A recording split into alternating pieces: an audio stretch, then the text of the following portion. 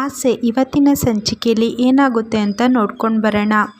ಈ ಕಡೆ ಶ್ರುತಿ ಹೇಳ್ತಾಳೆ, ಮಾವ ನೀವಿಲ್ಲ ಅಂದರೆ ಅತ್ತೆ ಅಂತೂ ಹೇಗೇಗೋ ಆಡ್ತಾರೆ ಮಾವ, ನೀವಿದ್ರೇ ಅತ್ತೆ ಇಷ್ಟು ಖುಷಿಯಾಗಿರೋದು ಅಂತ ಶ್ರುತಿ ಹೇಳಿದ ತಕ್ಷಣ ಈ ಕಡೆ ಶಾಂತಿ, ನೋಡಿ ಈ ಮನೇಲಿ ಇನ್ಯಾವುದೇ ಸಮಸ್ಯೆ ಆದರೂ ಇವರಿಗೆ ಯಾವತ್ತೂ ಹೇಳಬಾರ್ದು, ನಿಮ್ಮ ಸಮಸ್ಯೆನ ನೀವೇ ಬಗೆಹರಿಸಬೇಕು ಅಂತ ಶಾಂತಿ ಜೋರಾಗಿ ಎಲ್ಲ ಹೇಳಿಬಿಡ್ತಾಳೆ.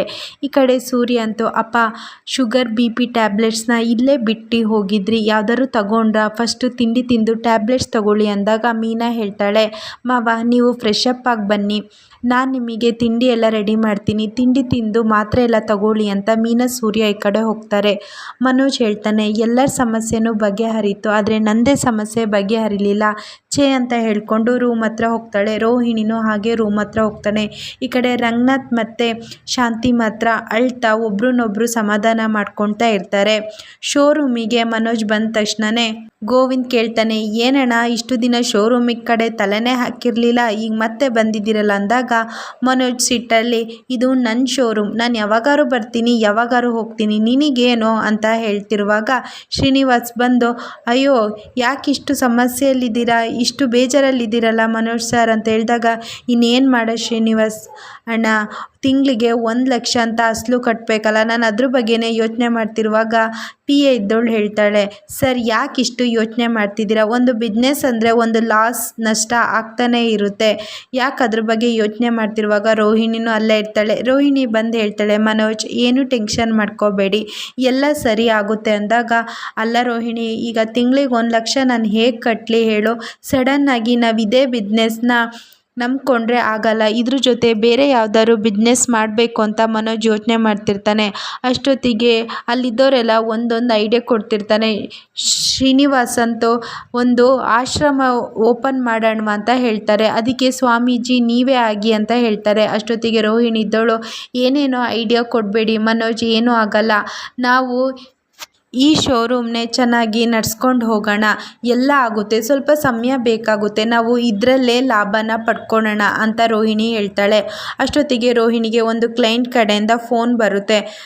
ಮನೋಜ್ನ ಒಬ್ಬರು ಕ್ಲೈಂಟ್ ಫೋನ್ ಮಾಡ್ತಿದ್ದಾರೆ, ನಾನು ಅವರಿಗೆ ಲೊಕೇಶನ್ ಹೇಳಿ ಬರ್ತೀನಿ ಅಂತ ಹೇಳ್ತಾರೆ. ಮನೋಜ್ ಸರಿ ಜೋಪಾನ್ ಅಂತ ಹೇಳಿ ರೋಹಿಣಿನ ಕಳಿಸ್ತಾನೆ. ರೋಹಿಣಿ ಆಟೋದಲ್ಲಿ ಬರುವಾಗ ರೋಹಿಣಿ ಆಟೋನ ಅಡ್ಡ ಹಾಕ್ಬಿಡ್ತಾರೆ. ಅಷ್ಟೊತ್ತಿಗೆ ಯಾರ್ರೀ ನೀವು ಅಂತ ಕೇಳಿದಾಗ, ಬಾಸ್ ನಿಮ್ಮನ್ನು ನೋಡಬೇಕು, ಅಣ್ಣ ನಿಮ್ಮನ್ನು ನೋಡಬೇಕು ಅಂತ ರೋಹಿಣಿಗೆ ಹೇಳ್ತಿರ್ತಾರೆ. ಅಣ್ಣನ ಯಾವ ಅಣ್ಣ, ನಾನು ಇಳಿಯಲ್ಲ ಅಂತ ಹೇಳ್ತಾಳೆ.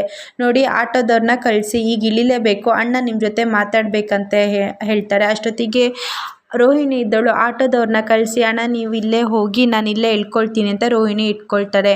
ನೋಡಿದರೆ ಕಾಗೆ ಸುಬ್ಬು ಅಲ್ಲಿ ಇರ್ತಾನೆ.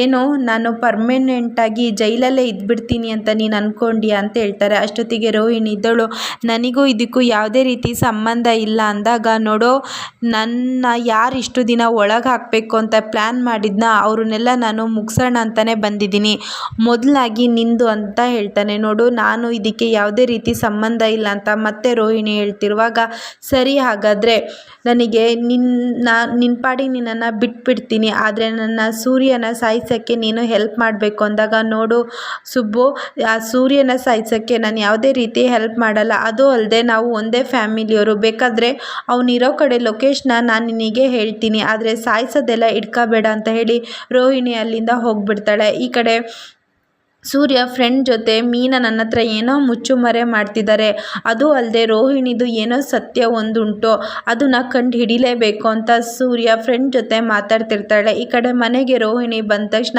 ಮೀನಾ ಅಂತೂ, ನೋಡಿ ಇಷ್ಟು ದಿನ ನೀವು ಅದನ್ನು ಮುಚ್ಚುಮರೆ ಮಾಡಿದ್ದು ಸಾಕು, ಇನ್ನಾದರೂ ನೀವು ಸತ್ಯನ ಹೇಳಲೇಬೇಕು. ಇನ್ನು ಅಷ್ಟೊತ್ತಿಗೆ ರೋಹಿಣಿ ಇದ್ದವಳು, ಹೇಗೆ ಮೀನವರೇ ನಾನು ಸತ್ಯ ಹೇಳೋದು, ನೋಡಿ ನೀವಾಗೆ ನೀವು ಸತ್ಯ ಹೇಳಿ, ಇಲ್ಲಾಂದರೆ ನಾನಾರು ಸತ್ಯ ಹೇಳಬೇಕಾಗುತ್ತೆ ಅಂತ ಹೇಳ್ತಾಳೆ. ಇಷ್ಟು ಇವತ್ತಿನ ಸಂಚಿಕೆಯಲ್ಲಿ ನಡೆಯುತ್ತೆ. ಈ ವಿಡಿಯೋ ಇಷ್ಟ ಆಗಿದ್ರೆ ಲೈಕ್ ಮಾಡಿ, ಶೇರ್ ಮಾಡಿ, ಹಾಗೆ ಚಾನಲ್ನ ಸಬ್ಸ್ಕ್ರೈಬ್ ಮಾಡಿ.